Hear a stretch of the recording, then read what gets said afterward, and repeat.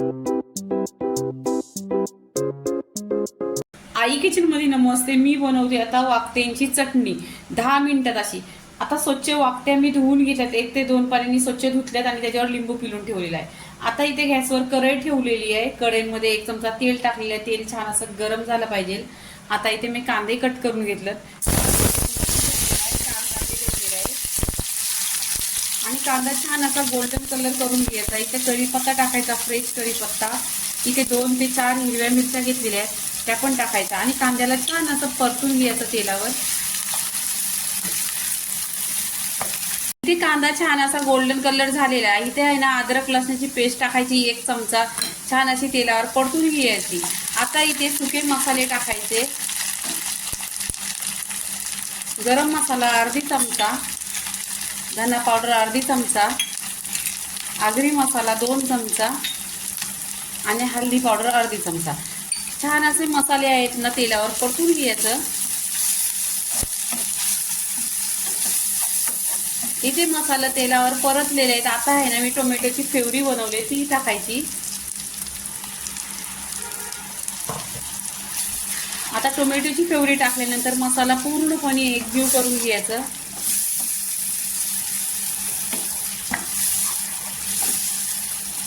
आता इथे चवीनुसार मीठ टाकायचा. इथे कच्ची कैरी टाकायची, म्हणजे ही आंबोशी आहे ही टाकायची. आता ही टाकल्यानंतर आहे ना इथे आहे ना मी धुवून घेतलेली स्वच्छ वाकटी आहे ती 2 ते 3 पाण्यानी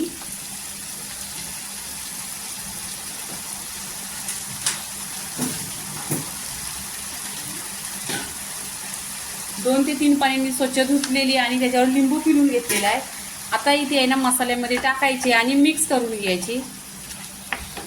इथे मिक्स केलेली आहे. आता इथे आहे ना पाणी टाकायचं. पाणी तुम्ही नेहमीच आहे ना गरम पाणी टाकायचं, कारण कोणतीही भाजी असते तर खूप लवकर होते. आता इथे गरम पाणी घेतलेलं आहे.